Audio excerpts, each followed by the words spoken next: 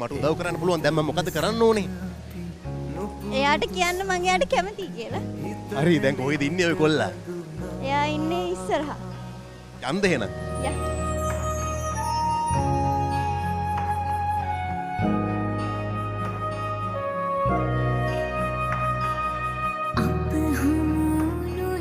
මම පොඩ්ඩක් අයියා එනකන් තමයි බලන් හිටියේ. මං එනකන් මොකද අයියට කියලා පොඩි වැඩක් තියෙනවා කරගන්න. පොඩි වැඩක්? මට කියලා මාව නිකන් කොන්ත්‍රාත්කාරයෙක් වගේද පේන්නේ? නෑ එහෙම නෑ. පොඩ්ඩක් දැකලා තියෙනවා අයියා ඒ වගේ දේවල් කරලා තියෙනවා. ඒක නිසා පොඩ්ඩක් හිතුණා අයියට කියලා එක කරගන්න පුළුවන් ඒකේ. අද කියන්නකෝ බලන්න.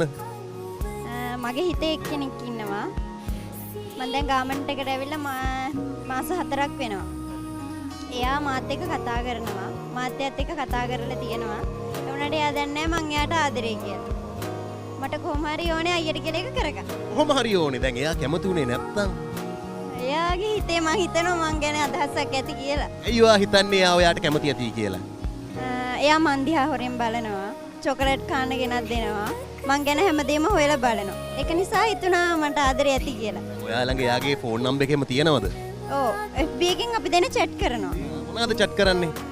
කෑව දහනවා, පරිස්සමෙන් ඉන්නව දහනවා, ගෙදර විස්තර අහනවා ඒව තමයි. හරි දැන් එයා ඔයාට ආදරේ කියලා දැනෙන්න ඔයාගෙන් එයා මොනවද අහන්නේ? සුදු පැටියු කියලා ඉතින් කතා කරනවා. එතකොට හිතෙනවානේ ආදරයක් තියනවා කියලා. ඒක නිසා මම හිතුවා මට එයා ආදරේ ඇති කියලා. ඒක නිසා අයියට කියලා මොකක් හරි කරගන්න බලනවා. ආර කෙල්ලෝ තමයිනේ. දැන් කෙල්ලෝ තමයි කොල්ලොන්ගෙන් අහන්නේ. දැන් සුදු පැටියෝ මැනික කිව්වහම එතන ආදරයක් කියනවා කියලා හිතන තරම් කෙල්ල බොළඳද? නෑ එහෙම බොළඳ වෙන්න ඕනේ නෑ. පොඩ්ඩක් අපි හිතන්නත් ඕනේ මේ අපි ගැනත්. ඒ වුණාට යාර හැසිරෙන විදියෙන් මං ගැන හොයලා බලන විදියෙන් හිතෙනවා යා මට ආදරේ ඇති කියලා. මගේ යාළුවෙක්ගෙන් මං ගැන අහලා තිබුණා. ඊට පස්සේ මං එයාගෙන තිස්තර හැවුවා කොහොම හරි මගේ නම්බරේ ඉල්ලලා දෙන්න කියලා එයාට කියලා දුන්නා. පස්සේ මම කැමති වුණේ නෑ දෙන්න. පස්සේ ඉතින් දෙන්න කියලා කිව්වා. කිව්වට පස්සේ එයා මාත් එක්ක කතා කරා. කොහොම දෙන්නත් එක්ක chat කරා ඉතින්. ඔය chat කරද්දි I love you කියලා කියලා දැම්ම නම් ඉවරයිනේ. එහෙම කියන්න බෑනේ අපි කෙල්ලෝනේ. කෙල්ලේ සාමාන්‍යයෙන් කොල්ලොන්ගෙන් අහන්නේ නෑනේ. ඒක නිසා අයියට කියලා මේ වැඩේ කරගන්න ඕනි කියලා හිතුණා. කියන්නේ බලලුන් ලවා කොස්සට බා ගන්න තමයි දැන් මේ යන්නේ.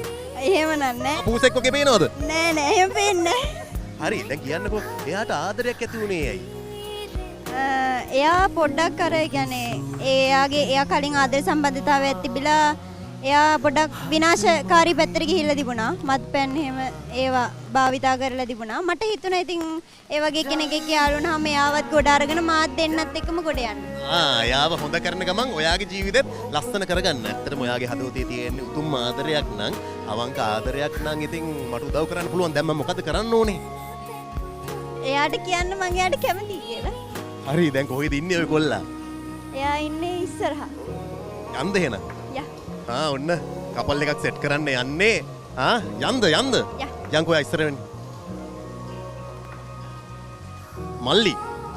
කොහමද? මොදින් ඉන්නවා අයියේ. නම මොකද්ද? අවිෂ්ක. අවිෂ්ක. පොඩක් නැගිටිමුකෝ එන්නකෝ. හරි මේ ගෑන් ළමයව දන්නවද? දන්නවා. එක ලයින් එකේ දන්නවා. දන්නවා. එයා ගැන ඔයා මොනවද හිතන්නේ? හොඳයි. අහිංසකයි. ඇක්ටිව්. හොඳයි ඉතින්. හොඳයි කියන්නේ එයා හොඳ මෙතන වැඩ කරන කෙනෙක් විදිහටද නැත්නම් ඔයා හිතනවද එයාව ලැබෙන පිරිමි ළමයා වාසනාවන්තයි කියලා? ලැබෙන පිරිමි ළමයා වාසනාවන්තයි. ඒ කියන්නේ එයා සහෝදරයෙක් වගේ මට වුණත් ගොඩක් දේවල් කියලා තියෙනවා. හරි හොඳයි ඉතින් එයා. සහෝදරයෙක් වගේද ඔයාට එයාව දැනෙන්නේ? සහෝදරයෙක් වගේමත් නෙවෙයි ඉතින්. ඒ ඇතුළ එකක් තියාගෙන තව දෙයක් කටින් කියන්න එපා. ඔයාට එයාව දැනෙන්නේ කොහොමද? ළඟම කෙනෙක් වගේ. හරියටම මොකද වෙවුලන්නේ? ළඟ කියන්නේ අම්ම කෙනෙක් වගේ අක්ක කෙනෙක් වගේ මට හරි ලෙන්කතු. හැමදේම කියා දෙනවා. වැරද්දක් කරත් මට ඇවිල්ලා බයිනවා. හොඳයි ඉතින්. හරි මෙයා පොඩි කතාවක් කිව්වා මට. එයා ඔයාට ආදරේලු. මටත් එහෙම දෙයක් හිතේ තිබ්බයි ඉතින්. කියාගන්න දරුව තමයි හිටියේ. දැන් කිව්වේ අම්මා කෙනෙක් අක්කා කෙනෙක් සහෝදරයෙක් වගේ දැනෙන්න කියලා එහෙනම්. ඒ වගේ දැනෙනවා ඉතිහා දෙයක් තිබ්බ හිතේ ආදරය කිව්වහම නේද ඔය බැඳීම් හැම එකකම එකතුවක්නේ. දැන් කියන්නකෝ ඇත්තට මේක සෙල්ලමක් නෙමෙයි. මුළු ලෝකයක් බලන් ඉන්නවා වැඩ කරන සෙට් එකේ ෆිට් එක සිරස ලන්ච් ටයිම් ටීවී. ඔය දෙන්න යාළුනෝතින් යාළුනාම තමයි. මුළු ලෝකයක් දකිනවනේ මේක සෙල්ලම් කරන්න බෑ බොරු කරන්න බෑ. මම මෙයාටත් කිව්වා. අන්තිමට මගදී අතහැරලා දාන්න බූට් තියන්න ඔය සෙල්ලම් බෑ.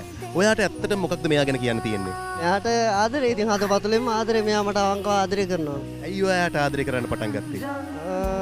කියන්නේ මගේ හැම පුංචි වැරද්දක් මෙයා දැක්කා මට කියලා දුන්නා.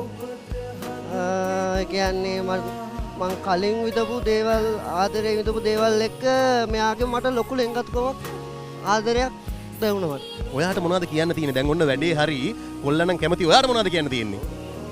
ජීවිත කාලෙට මාව බලා ගන්න පුළුවන් නම් ඉතින් හොඳයි. ඒ කියන්නේ දැන් ජීවිත කාලෙටම බලාගෙන පුළුවන් ඔයාට මේ ස්වාමියෙක්ද හොයන්නේ නැත්නම් ආදරයක්ද මොකක්ද හොයන්නේ? දෙකම හොයනවා. ආදරයයි ස්වාමියයි දෙකම හොයනවා. මාව බාර ගන්නවා නම් ඉතින් ගෙදරටත් කියලා ඔක්කොම කරනවා. දැන් හරින වැඩේ ඉතින් දැන් ආදරේලු. මමත් කැමතියි. ඔයාට මොනවද කියන්න තියෙන්නේ? මං ආදරේ ගොඩක් අවංකව හදවතින්ම ආදරේ. ආදරේ කියන අකුරු හතරක් වුණාට ඒක ගොඩක් කතා තියෙනවා. ඒ වුණාට ආදරේ කියන්නේ ශක්තිමත් බැඳීමක්. මං ඒ බැඳීම ඇතුලේ මෙයාට මොහොතේ තියෙන වැලිකටයක් වැලිකට ගණන් කරන්න බැරි තරම් තියෙනවනේ. ඒ වගේ මම මෙයාට ආදරේ. දැන් ඔය වචනම වෙන්න බෑ කොල්ලෝ. ඇයි ඇස් දෙකේ කඳුළු? එහෙමවත් නැහැ. ඉතින් අර පලන සිදුවීම් එක්ක ආදරේ කියන දේ ගොඩක් හරි දැක්කනේ දෙන්නම අඬනවනේ. මොකද දෙන්නම අඬන්නේ? සතුටුයි ඉතින්. මට මොනවද කියන්නේ? මට මොනවද දෙන්නේ දෙන්නව සෙට් කළාට? මොනවද ඕනේ? ඔය දෙන්නට හම්බෙන්නේ පළවෙනි ළමයාට ගීත් කියලා නම තියන්න. අනිවාර්යෙන්. නෑ. වෙලාව බලන්න ගියාම අකුරු දෙනවනේ. ඒ අකුරු වල G අකුර හරි G අකුර හරි තිබ්බොත් මගේ නම දාන්න. නැත්තම් හරි නෑනේ. අනිවාර්යෙන්.